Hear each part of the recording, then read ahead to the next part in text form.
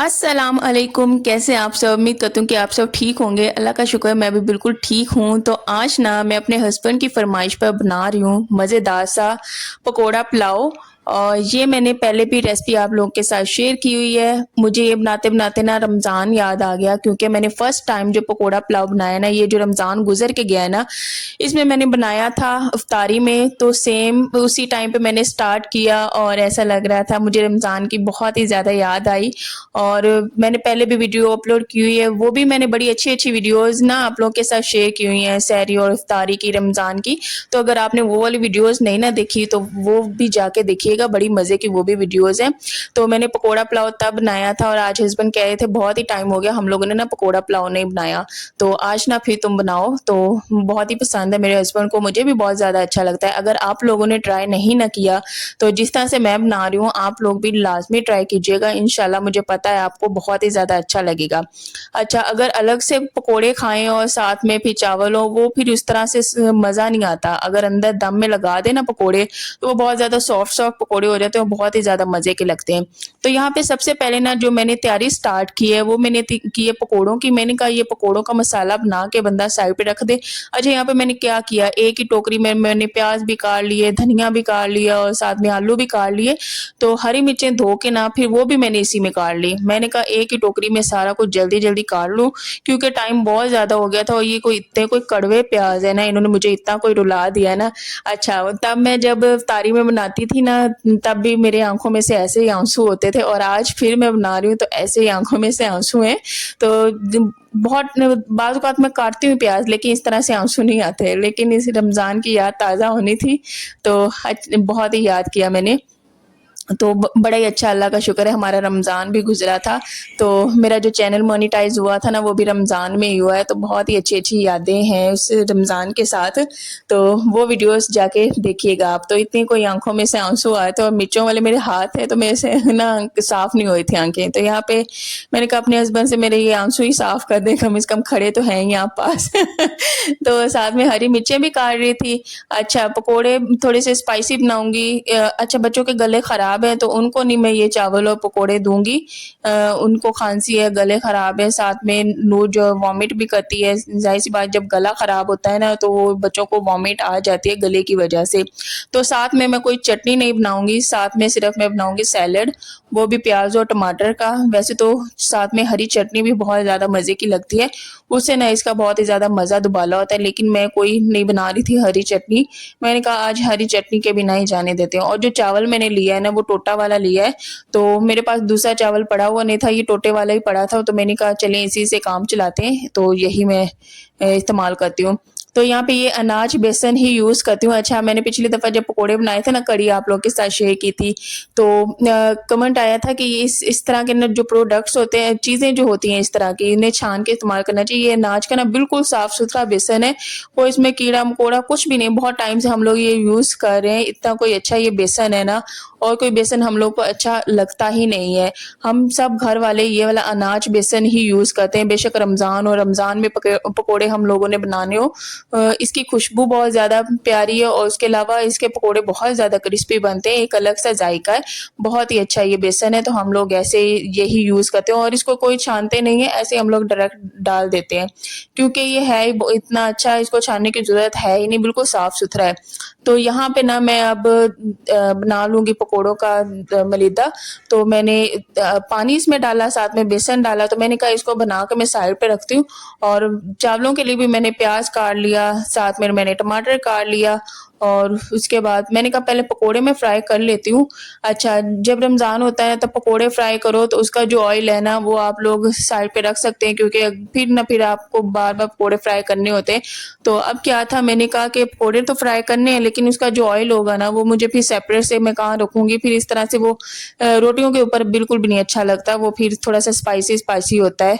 तो मैंने कहा कि वही ऑयल ना मैं चावलों में ऐड करूँगी। नहीं तो मैंने तो ये करना था कि दोनों चूल्हों पे मैंने चावल भी चढ़ा देने थे और पकोड़े भी चढ़ा देने थे। मैंने कहा पहले मैं पकोड़े फ्राई करूँगी और उसके बाद मैं इसे चावलों को बनाऊँगी इसी ऑयल के साथ।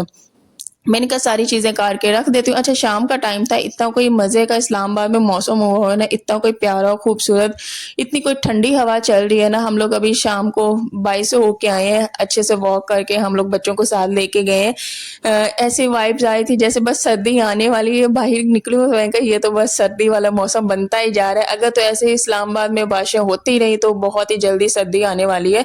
तो बारिशों से नुकसान भी बहुत हद तक हुआ है। बाज़ार में कहीं भी नज़र नहीं आ रहे कि टमाटर कहीं नज़र आ जाए, चीज़ों की शॉर्टेज हो रही है।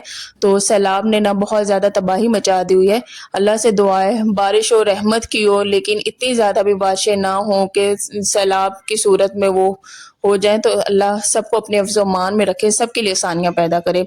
तो यहाँ पे मैं कर रही थी पकोड़े फ्राई, और पकोड़े फ्राई कर रही थी, लेकिन साथ में ना फिर मैं और मेरे हस्बैंड हम लोग खा भी रहे थे। अच्छा साथ में हम लोगों ने सॉन्ग लगाए हुए थे, तो हमने कहा साथ-साथ सॉन्ग भी सुनते हैं, साथ-साथ अपना एन्जॉय भी करते हैं, साथ में बातें भी हम लोग करते हैं, गपशप भी लगाते हैं, साथ में खाते-पीते भी हैं। तो ये खाना बनाने से पहले ना हम लोगों ने मस्त सी चाय बनाई और वो वाली पी। तो अल्लाह का शुक्र है, बड़ा ही अच्छा दिन गुज़रता है, साथ में बहुत ही मौजें और रौनक लग जाती है। अल्लाह सबको खुश रखे, आबाद रखे अपने घरों में, अल्लाह सबके लिए आसानियाँ पैदा करे। तो यहाँ पे बस मैं पकोड़े निकाल रही थी, और साथ में अच्छा जब मैं पकोड़े निकालती हूँ ना, सबसे पहले मैं टेस्ट करती हूँ, अगर तो मुझे नमक मिर्च कम लगे फिर मैं दोबारा उसमें ऐड करती हूँ और फिर एडजस्ट करती हूँ। अच्छा मैं पकोड़ों में हल्दी भी ऐड करती हूँ, लाल मिर्च भी, सब्ज़ मिर्च भी, नमक भी और खुश्क धनिया पाउडर। जो अनार दाना है ना वो मैं नहीं ऐड करती, पहले मैं करने लगी थी, फिर हस्बैंड कहते वो मुँह में आता है तो फिर इसका दाँतों में फँसने के चांसेस भी होते हैं। तो मैंने कहा ठीक है, बात आपकी भी सही है, तो वो नहीं मैंने ऐड किया, बस इसी तरह फिर मैंने बना दिए। तो धनिया भी ऐड करते हैं, अगर पुदीना है तो वो भी कीजिएगा, पुदीना भी बहुत मज़े का लगता है। तो बस बारी-बारी इस तरह से मैं पकोड़े फ्राई करके निकाल लूँगी, जब इनका कलर थोड़ा-सा ब्राउन होगा इस तरह से निकालती जाऊँगी। खाने में इतनी कोई देर हो चुकी ना, भाई मौसम भी आपको खिड़की से नज़र आ रहा होगा, शाम हुई थी। अच्छा आजकल ना टैंकी से पानी नीचे आता है ना, इतना कोई प्यारा व्यू लगता है ना, वो नीचे ये दरख्त है ना, आपको सामने दरख्त नज़र आ रहा है, इसके ऊपर जब पानी की फवार चलती है ना, मैं खड़ी होकर देख रही थी, क्या कोई खूबसूरत नज़ारा है ना, इतना कोई प्यारा व्यू होता है ना, मैं खड़ी होकर ऐसे ही देखती हूँ, मेरे हस्बैंड भी ऊपर से कहते हैं कि अच्छा तो नज़ारे एंजॉय हो रहे हैं। वो पानी इतना कोई प्यारा खूबसूरत लग रहा था, उसकी आवाज़ इतनी कोई प्यारी लगती है। इंशाल्लाह कभी मैं आपके साथ वो व्यू शेयर करूँगी। जाली में से सही क्लियर नज़र नहीं वीडियो में से आएगा, लेकिन मैं कोशिश करूँगी अच्छे तरीके से उसे कैप्चर करूँ, तो आपके साथ भी करूँगी शेयर। तो यहाँ पे और भी मैं पकोड़े इसी तरह से फ्राई करती जा रही थी। अच्छा पकोड़े मेरे से थोड़े से ज़्यादा हो गए थे, लेकिन ये है कि फिर जब चावल होते हैं, चावल में वो पूरे हो जाते हैं, तो चावलों के साथ ये पकोड़े बहुत ही ज़्यादा अच्छे लगते हैं। वैसे तो इतने ज़्यादा खाए नहीं जाते, लेकिन अगर आप लोग चावल में डालेंगे ना, वो इतने कोई सॉफ्ट होते हैं ना, आराम सुकून के साथ खाए जाते हैं।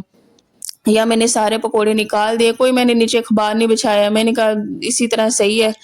ऑयल जो मैं इस तरह से निकालती हूँ ना, वो सही तरह से नहीं। अच्छा ये जो कढ़ाई ली थी ना, ये भी मैंने रमज़ान में ली थी, इसकी क्या ही सहूलत है ना, पहले हम लोग फ्राइंग पैन में फ्राई करते थे पकोड़े, वो बिल्कुल भी अच्छे नहीं, फ्लैट बनते थे, बिल्कुल भी अच्छे नहीं बनते थे। लेकिन जब से ये मैंने कढ़ाई ली है ना, इसमें मैं पकोड़े फ्राई करती हूँ, बहुत ही ज़्यादा अच्छे बनते हैं। तो चिप्स भी मैं इसमें बनाया करती हूँ बच्चों के लिए, वो भी बड़ी अच्छी बनती है। तो यहाँ पे और भी मैं इस तरह से डाल दूँगी, और बच्चे खेल रहे थे, तो मैंने कहा कि मैं जल्दी-जल्दी से बना लेती हूँ। और बच्चों के लिए नूर के लिए ना, वैसे जब बच्चे ठीक नहीं होते ना, उनको ब्रेड दे दिया, या फिर इस तरह से कोई कपकेक सॉफ्ट सा हो गया वो दे दिया, या फिर नूर तो अभी 2 साल की उसने होना है सितंबर में, उसको जब वो ठीक नहीं होती उस फॉर्म में मैं उसे सेरेलैक देती हूँ। नहीं तो मेरी यही कोशिश होती है कि उसे घर का ही खाना दूँ, क्योंकि सेरेलैक में जान नहीं होती। वो सेरेलैक उस तरह से इंसान की इम्यूनिटी नहीं बढ़ाती बच्चे की जिस तरह से होनी चाहिए। तो वो एक लाइट सा वो मील होता है, तो वो मैं बिल्कुल भी, इस साल की दफ़ा मैंने उसे रखा था सेरेलैक को, पहला बच्चा होता है, उसकी दफ़ा आप लोगों को इतने आइडियाज़ नहीं होते हैं बच्चों को क्या डाइट दें क्या नहीं दें। लेकिन जैसे-जैसे आप लोग आगे-आगे स्टेज पे जाते हैं, तब आपको आइडियाज़ होते जाते हैं कि बच्चों के लिए क्या सही है, क्या नहीं सही। तो मैं जो सेरेलैक है ना, उसे ऑप्शनल ही रखती हूँ, जब बच्चा ठीक नहीं है तब दूँगी। इशाल को तो मैं बिल्कुल भी नहीं देती, क्योंकि अब वो बड़ी हो गई है, तो उसके लिए सेरेलैक तो वो बच्चों के लिए ही होता है, तो नूर को दे देती हूँ जब वो ठीक नहीं होती। तो यहाँ पे हमारे बातों-बातों में पकोड़े भी बन गए, और साथ में अब मैंने चावलों की तैयारी की। बस पकोड़ों का थोड़ा-सा लंबा प्रोसेस था, चावल तो फ़ौरन से झटपट से ही बन जाते हैं, इतनी देर देर नहीं लगती। तो यहाँ पे मैं ना ऑयल वो वाला मैंने पकोड़ों वाला ऐड किया था, उसके साथ ही मैंने फिर और भी थोड़ा-सा डाल दिया। अच्छा, प्याज़ फ्राई करूँगी, साथ में इसमें थोड़ा-सा अदरक लहसुन डालूँगी और डालूँगी मैं टमाटर। तो अच्छी सी भुनी लगा के फिर इसमें पानी डाल के, अच्छा इसमें मैंने चावलों में वो भी ऐड किया है चिकन पाउडर। चिकन पाउडर भी ऐड कर दें ना तो वो बड़े अच्छे चावल बनते हैं, बड़े मज़े के। अच्छा, ये टोटा चावल आजकल हमें बिल्कुल भी नहीं पसंद आ रहा। मैंने अपने हस्बैंड से कहा कि आइंदा हम लोग ये वाला चावल नहीं लेंगे, क्योंकि आजकल ये हमने जब स्टार्ट से लेना शुरू किया था ना ये वाला चावल, बड़ा ही सॉफ्ट होता था और खाने में भी बड़ा मज़े का लगता था। तो अब हम लोगों ने कहा कि हम नहीं लेंगे, क्योंकि ये पता नहीं क्या एक सेम चीज़ आती नहीं है। जो चीज़ इंसान को पसंद होने लग जाती है ना, अच्छी लगने लगती है, या तो उनका रेट बहुत ज़्यादा हाई हो जाता है या फिर उसकी क्वालिटी बहुत ज़्यादा लो हो जाती है। ये आजकल हमारे साथ यही होता है। हम लोग जो चावल भी लेते हैं ना, उसकी या तो क्वालिटी लो होना शुरू हो जाती है या फिर उनकी प्राइस बहुत ज़्यादा हाई होना शुरू हो जाती है। महँगाई तो इस गज़ब की है ना, दिन-ब-दिन बढ़ते रेट्स, कोई ऐसी चीज़ नहीं है कि एक ही रेट पे टिक जाए। नहीं, हर दफ़ा उन्होंने अगले-अगले रेट पे जाना है, और चावल के साथ भी ऐसे हम लोगों ने 110 से लेना शुरू किया था चावल, टोटा वाला चावल 120 से, आहिस्ता-आहिस्ता अब वो 240 पे है और दूसरा जो साबुत वाला है वो 380 पे है। ये तो हाल है हमारा कि चावल इतना महँगा है। तो बस यहाँ पे मैं इसमें सिर्फ़ काली मिर्च ऐड करूँगी, साथ में हरी मिर्ची ऐड करूँगी, और ये मैंने चिकन पाउडर लेके रखा हुआ है, ये मैं इस दाल में डाल लेती हूँ या फिर चावलों में डाल देती हूँ। तो ये वाली चीज़ें मैं साथ-साथ में किचन के जो बर्तन बनते जाए थे साथ-साथ वो भी मैं धो के रखती जा रही थी, क्योंकि साथ में इंसान कुकिंग करे ना, साथ-साथ बर्तन धो के रखता जाए, तो वो बहुत ज़्यादा आसानी होती है। अगर पहले कुकिंग कर लो फिर बाद में हम लोग बर्तन धोने पे, वो इस तरह से इंसान का जो सुकून होता है ना वो बहुत ज़्यादा ख़राब होता है। अगर खड़ा ही है इंसान, जब तक टमाटर सॉफ्ट हो रहे हैं या फिर चावल का पानी खुश्क हो रहा है, तब तक इंसान बाकी सारे काम जो है वो भी साथ में निपटाता रहता है। तो एक ही काम पे टिक के नहीं रहना चाहिए, जितना हो सके जब तक इसको टाइम मिल रहा है तब तक बंदा और काम साथ-साथ में समेट ले। तो मेरी यही कोशिश होती है, जब तक ये इस तरह हो रहा है तो और भी बंदा काम देख ले, या फिर रूम में जाए वहाँ पे कोई काम आपका पेंडिंग है वो साथ में देख लिया कि हाँ, ध्यान रहे कि पीछे से सालन ना जले। अच्छा, जब कुकिंग स्टार्ट से हम लोगों ने स्टार्ट की होती है ना, कोई आइडियाज़ नहीं होता, तो बड़ी 1-2 दफ़ा चीज़ें जल भी जाया करती होती है, सालन जल भी जाया कर होते हैं, तो इस तरह से एक्सपीरियंस भी इंसान के साथ बड़े होते हैं।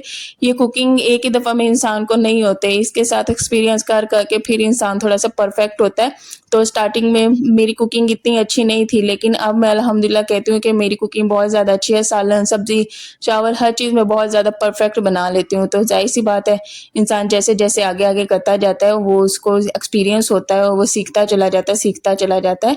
तो वैसे तो मेरी कोशिश यही होती है, हर चीज़ मैं सीखूँ, मीठा हो गया, नमकीन होगी डिशेज़, घर पे नान बनाने, इस तरह की मेरी बहुत ज़्यादा कोशिश होती है कि मैं इस तरह की चीज़ें भी ट्राई करूँ। बेकिंग होगी वो भी मैं करूँ, लेकिन अभी तो मैं नहीं कर पाती। लेकिन इंशाल्लाह आगे जब भी मेरी तौफ़ीक हुई, इंशाल्लाह मैं वो लाज़मी आप लोग के साथ खुद भी ट्राई करूँगी, आप लोग के साथ भी शेयर करूँगी।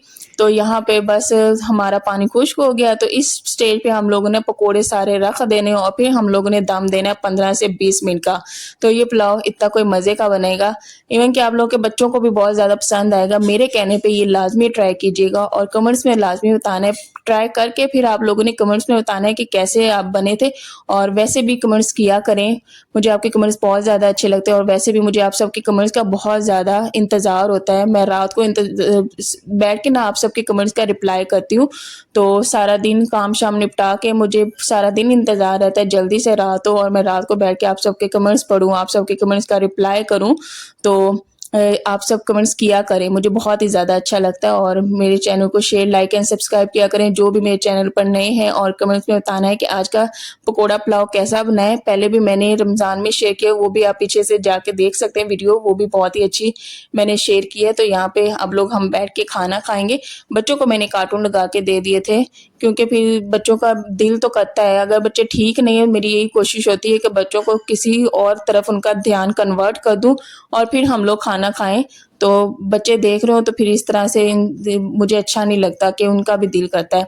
तो यहाँ पे हम लोग साइड पे बैठ के बस खाना खा रहे थे नीचे, और बच्चों को मैंने बेड पे बिठा के साथ में कार्टून लगा दिया था। वो उनका मुँह भी उधर वाली साइड पे था और वो आराम सुकून से माशा वाले कार्टून देख रहे थे। साथ में मैंने बनाया था सैलेड, और सैलेड के साथ ये सैलेड भी बड़ा मज़े का बना था। साथ में मैंने नींबू निचोड़ा, उसके ऊपर चाट मसाला डाला तो बहुत ही अच्छा लगा। तो यहीं पे ना वीडियो को अभी मैं करूँगी एंड, और इंशाल्लाह नेक्स्ट व्लॉग में मिलेंगे। अपना ढेर सारा आप लोग भी ख्याल रखा करें, मुझे भी दुआओं में याद रखा करें, और मैं भी आप सबको दुआओं में बहुत ज़्यादा याद रखती हूँ। अल्लाह आप सबके लिए भी आसानियाँ पैदा करे, खुश रखे, आबाद रखे, और हंसते मुस्कुराते रहें हमेशा। और अपने घर वालों को ये वाला पुलाव बनाकर लाजमी आप लोगों ने खिलाना है। चलें जी, अल्लाह हाफिज़।